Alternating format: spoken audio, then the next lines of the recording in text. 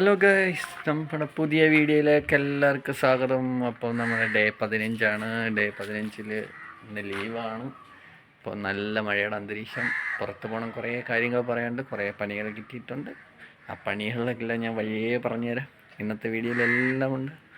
അപ്പോൾ പുതിയതായിട്ട് കാണുന്നവരാണെങ്കിൽ ഒന്ന് സബ്സ്ക്രൈബ് ചെയ്യുക, ലൈക്ക് ചെയ്യുക, കമൻറ്റ് ചെയ്യുക. അപ്പം വീഡിയോ സ്കിപ്പ് ചെയ്യാതെ കാണുക.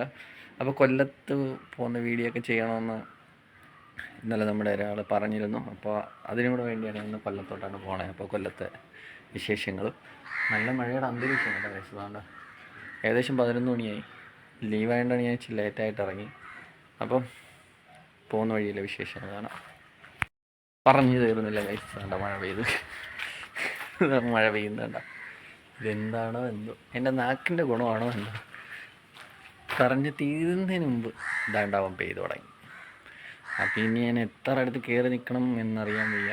എന്നാലും യാത്ര തുടരേണ്ട. യാത്രയിൽ മുടക്കമില്ല, കാരണം ഇന്ന് എനിക്ക് പോയേ പറ്റൂ. അപ്പം ഗൈസ്, ഒരു ക്ലിയർ കുറവുണ്ട് എന്ന് തോന്നുന്നു. അത് ഇവിടുത്തെ മങ്ങലിൻ്റെ ആണ് കേട്ടോ. അത് ഞാൻ ക്ലിയർ ചെയ്യാം. ഗൈസ്, നമ്മളന്നേരം ഹോമിയോ ഹോസ്പിറ്റലിൽ എത്തിയിട്ടുണ്ട് കേട്ടോ. നേരെ വന്നത് കൊല്ലം തേവള്ളി ഹോമിയോ ഹോസ്പിറ്റലാണ്. ഇവിടെ ഒ പി ടൈം കഴിയുമെന്ന് തോന്നുന്നു. എന്തായാലും ഞാൻ ജസ്റ്റ് ഒന്ന് കയറി നോട്ടെ. മേപ്പോട്ടുള്ള വീഡിയോ എടുക്കത്തില്ല, ഹോസ്പിറ്റലിനാണ് വേണ്ട കേട്ടോ.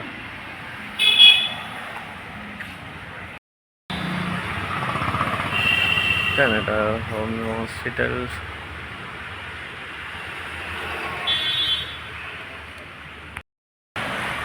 അങ്ങനെ ഒ പി കിട്ടി കേട്ടോ.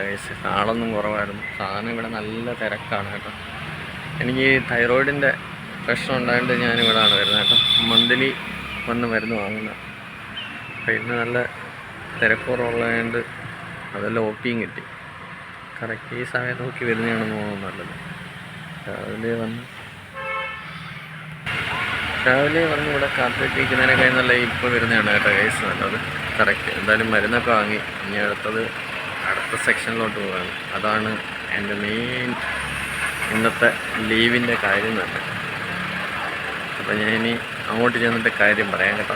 കാര്യം കുറച്ച് നിങ്ങളെയും അറിയേണ്ടതാണ്. നിങ്ങൾക്കെല്ലാം അങ്ങനെ ഒരു അവസരം വന്നു കഴിഞ്ഞാൽ നിങ്ങളൊന്നും ഇനി അത് പെൻഡിങ് വെക്കരുത്. അപ്പോൾ ഞാൻ ചെന്നിട്ട് അതിനെക്കുറിച്ച് ഡീറ്റെയിൽ ആയിട്ട് പറഞ്ഞുതരാം. അതെല്ലാവരെയും ബാധിക്കുന്ന വിഷയമായതുകൊണ്ടാണ് എല്ലാവരും അത് സ്കിപ്പ് ചെയ്യാതെ കാണാൻ ശ്രമിക്കുക കേട്ടോ. എനിക്ക് അനുഭവം വന്നതാണ്, അതുകൊണ്ടാണ്.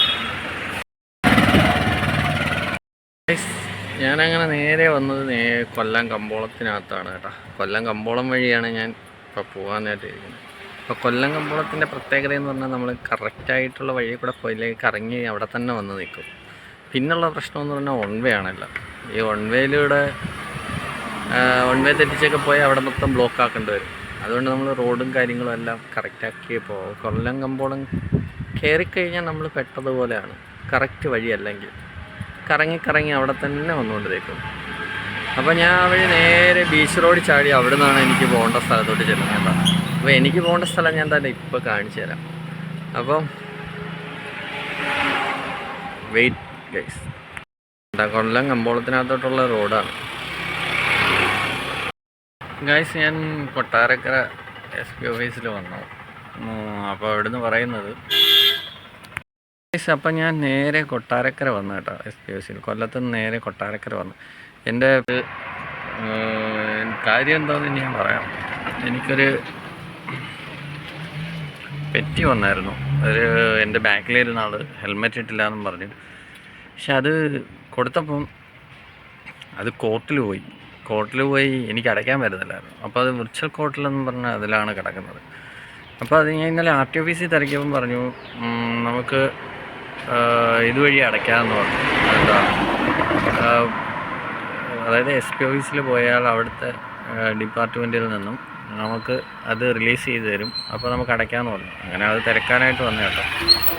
പെറ്റി വന്നിരിക്കുന്നത് ഇവിടെ വാളകം എന്ന് പറഞ്ഞാൽ അവിടെ നിന്നാണ് കേട്ടോ. അപ്പം ഞാൻ കൊട്ടാരക്കര SP ഓഫീസിൽ വന്നു.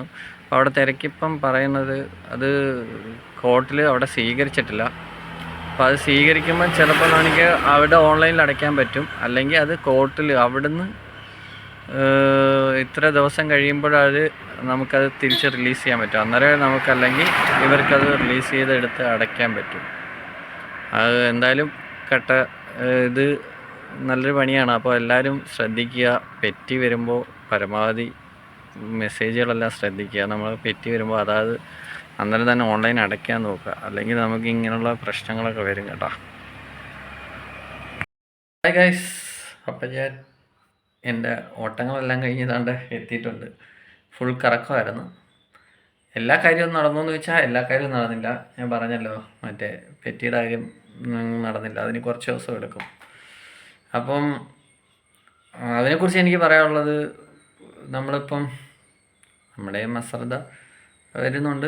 എന്നാൽ ഞാൻ ഹെൽമെറ്റ് ഇടാത്തതിനല്ല എനിക്ക് വന്നത്, എൻ്റെ പുറകെ ഇരുന്ന ആളാണ് ജസ്റ്റ് അപ്പുറത്തോട്ട്. അപ്പം നിങ്ങളും ഇനി ലിഫ്റ്റും കാര്യങ്ങളൊക്കെ കൊടുക്കുമ്പോൾ ശ്രദ്ധിക്കുക. നമുക്ക് പെറ്റികളൊക്കെ വരും. പെറ്റികൾ വരുന്നത് മാത്രമല്ല, പെറ്റികൾ വന്നാൽ നമ്മൾ പരമാവധി അടയ്ക്കാൻ നോക്കുക. ഇങ്ങനെ ഇട്ട് കാലതാമസം വന്ന് നമ്മളിങ്ങനെ അതിൻ്റെ പുറക്കെ നടക്കാൻ അവസ്ഥ വരാതിരിക്കാൻ വേണ്ടി നമ്മൾ അന്നേരം തന്നെ അടയ്ക്കാൻ നോക്കുക. അത് അടയ്ക്കാൻ നോക്കില്ല. പിന്നെ മെയിനായിട്ട് നമ്മൾ ചെക്ക് ചെയ്യേണ്ടത് നമ്മുടെ മൊബൈൽ നമ്പർ അതിൽ അപ്ഡേറ്റ് ആണോ എന്ന് നോക്കണം. അല്ലെങ്കിൽ നമ്മുടെ മെസ്സേജ് വരത്തില്ല. മെസ്സേജ് വരാതിരിക്കുമ്പോഴാണ് നമ്മളിത് അറിയാതിരിക്കുന്നത്. പക്ഷേ എനിക്ക് മെസ്സേജ് വന്നിരുന്നു, ഞാൻ കാണാത്തതാണോ എന്ന് തോന്നുന്നു. എനിക്ക് ലാസ്റ്റ് മെസ്സേജ് വന്നപ്പോഴാണ് ഞാൻ കണ്ട ഇത് അടയ്ക്കാൻ നോക്കുന്നത്. അന്നേരം അടയ്ക്കാൻ പറ്റാത്ത അവസ്ഥ വന്നുകൊണ്ടാണ് ഞാൻ ഇതെങ്ങനെ അടയ്ക്കുന്നതെന്നൊക്കെ തിരക്കി പോയത്. അപ്പം അത് ഞാൻ കണ്ടുകൊണ്ട് എനിക്ക് ഇനിയിപ്പം ഞാനത് വെയിറ്റ് ചെയ്തിരുന്ന് ഇനി അത് അടയ്ക്കുമല്ലോ. അപ്പോൾ ഇത് അറിയാത്ത, ഈ മൊബൈൽ നമ്പർ അപ്ഡേറ്റ് അല്ലാത്തവർ ഒരുപാട് പേര് കാണും. അവസാന നിമിഷമായിരിക്കും അവരറിയുന്നത്. ചിലപ്പോൾ നമ്മൾ വണ്ടി കൊടുക്കാൻ നേരത്തോ എന്തെങ്കിലും ഒരു ആവശ്യ സമയത്തായിരിക്കും നമ്മളിത് അറിയുന്നത്. അപ്പോൾ അതുകൊണ്ട് എനിക്ക് നിങ്ങളോടെല്ലാം പറയാനുള്ളത്, നമ്മുടെ മൊബൈൽ നമ്പർ കറക്റ്റായിട്ട് നമ്മുടെ RC ബുക്കിൽ അപ്ഡേറ്റ് ചെയ്യാൻ നോക്കണം. പിന്നെ ഈ ഹെൽമെറ്റ് എന്ന് പറഞ്ഞ സാധനം നമ്മുടെ നമുക്കും സുരക്ഷയ്ക്ക് നല്ലതാണ്. പിന്നെ ഇങ്ങനെയുള്ള പെറ്റികൾ ഒഴിവാക്കുകയും ചെയ്യാം. അതുകൊണ്ട് പരമാവധി നമ്മൾ റോഡ് നിയമമൊക്കെ നോക്കി വണ്ടികൾ ഓടിക്കുക. ഇങ്ങനെയുള്ള പിന്നെ ഇതിൻ്റെ പുറകെ നമ്മൾ നടക്കേണ്ടി വരില്ലല്ലോ. നമ്മളെല്ലാം കറക്റ്റായിട്ട് ചെയ്ത് കഴിഞ്ഞാൽ നമ്മൾ പിന്നെ ഇതിൻ്റെ പുറകെ നടക്കണ്ട. അപ്പം വേറെ ഇതൊന്നുമില്ല. അടയ്ക്കാൻ പറ്റും. എനിക്ക് കുറച്ച് സമയം എടുക്കുമെന്നേ ഉള്ളൂ. അത് അവിടുന്ന് വരുന്ന അവിടുത്തെ പ്രൊസീജിയർ കഴിഞ്ഞ ഉടനെ അടയ്ക്കാൻ പറ്റുമെന്നാണ് പറഞ്ഞത്. അപ്പം അത് അന്ന് ഞാൻ എന്തായാലും ഇതിനെക്കുറിച്ച് ഇതെങ്ങനെയാണ് ചെയ്തതെന്നൊക്കെ ഉള്ള ഒരു വീഡിയോ ഇടാം. ആർക്കെങ്കിലും ഒക്കെ ഉപകാരമാവുന്നേ ആവട്ടെ. അപ്പം നമ്മൾ ഇന്നത്തെ വീഡിയോ ഇവിടെ വൈൻഡപ്പ് ചെയ്യാണ്. വൈൻഡപ്പ് ചെയ്യുന്നതിന് മുമ്പ് ഞാൻ ഒന്നുകൂടെ പറയാണ്, എല്ലാവരും നമ്മുടെ മൊബൈൽ നമ്പറൊക്കെ കറക്റ്റായിട്ട് അപ്ഡേറ്റ് ചെയ്ത് വെക്കണം കേട്ടോ. നമ്മുടെ RC ബുക്കിലും. പിന്നെ നമ്മൾ ഹെൽമെറ്റൊക്കെ എല്ലാവരും ഹെൽമെറ്റ് ഉപയോഗിച്ച് തന്നെ വണ്ടി ഓടിക്കാൻ ശ്രമിക്കുക. ഞാൻ മുന്നേ ഒരു പെറ്റി കിട്ടിയതിന് ശേഷം ഞാൻ ഹെൽമെറ്റ് ഇടാതെ അങ്ങനെ വണ്ടി ഓടിക്കാറില്ല. പക്ഷേ ഇതിപ്പം എന്തോ പറ്റിപ്പോയി. എൻ്റെ ഒരു ലിഫ്റ്റ്, നമ്മൾ അറിയുന്ന ആളാണ്, ലിഫ്റ്റ് കൊടുത്തു. അപ്പോൾ അതിൽ പെറ്റി വന്ന് കിടന്നത് പോലും അറിഞ്ഞില്ല. അപ്പോൾ അതുകൊണ്ട് എല്ലാവർക്കും ഇതൊരു അറിവായിട്ടിരിക്കട്ടെ. അപ്പോൾ എൻ്റെ വീഡിയോ ഞാൻ ഇവിടെ വൈൻഡപ്പ് ചെയ്യാണ്. ഒരുപാട് ലാഗാക്കി നിങ്ങളെ ബോറടിപ്പിക്കുന്നില്ല. അപ്പോൾ നിങ്ങൾ പുതിയതായിട്ട് കാണുന്നവരുണ്ടെങ്കിൽ ഒന്ന് സബ്സ്ക്രൈബ് ചെയ്യുക, ലൈക്ക് ചെയ്യുക, കമൻറ്റ് ചെയ്യുക. അപ്പോൾ ഇനി നാളെ പുതിയൊരു വീഡിയോ ആയിട്ട് വരുന്നവരെ ഓക്കെ, എല്ലാവർക്കും ബൈ ബൈ ഗൈസ്. ഓക്കെ.